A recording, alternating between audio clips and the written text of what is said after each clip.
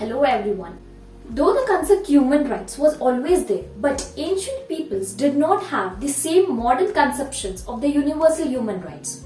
The true forerunner of the human rights discourse was the concept of natural rights, which appeared as a part of the medieval natural law tradition that became prominent during the European Enlightenment, with such philosophers such as John Locke, Francis Hutchinson, and Jean-Jacques Rousseau, and which featured prominently in the political discourse of the American Revolution and the French Revolution.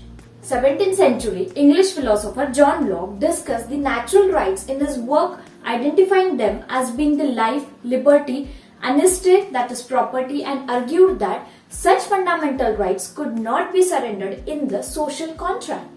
From this foundation, the modern human rights arguments emerged over the later half of the 20th century, possibly as a reaction to slavery, torture, genocide, and war crimes, as a realization of inherent human vulnerability and as a being precondition for the possibility of a just society.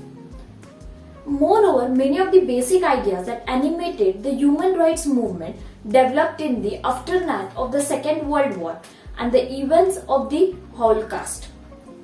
As a result of which, the United Nations General Assembly adopted the Universal Declaration of Human Rights in Paris in 1948. You can see over here.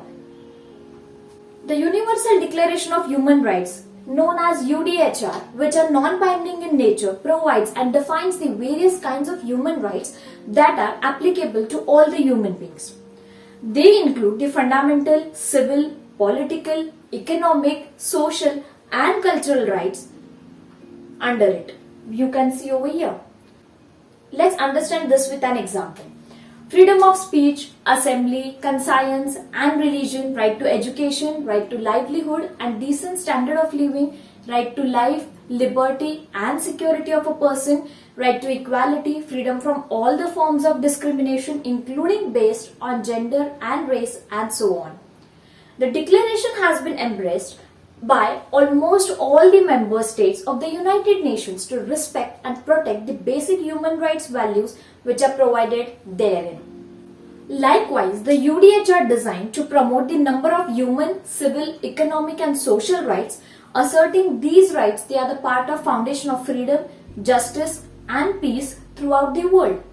The declaration was the first international legal effort to limit the behavior of the states and press upon them the duties to their citizens, following the model of the rights-duty duality.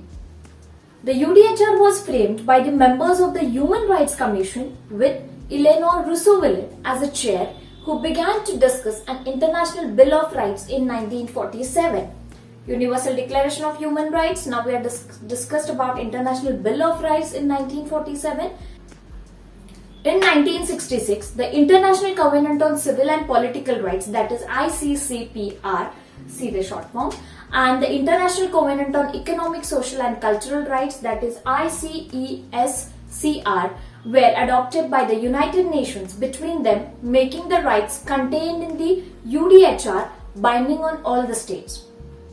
However, they came into force only in 1976 when they were ratified by a sufficient number of countries, that is, despite achieving the ICCPR, a covenant including no economic or social rights. The US only ratified the ICCPR in 1992. The ICESCR commits 155 states parties to work towards the granting of the economic, social and cultural rights to individuals.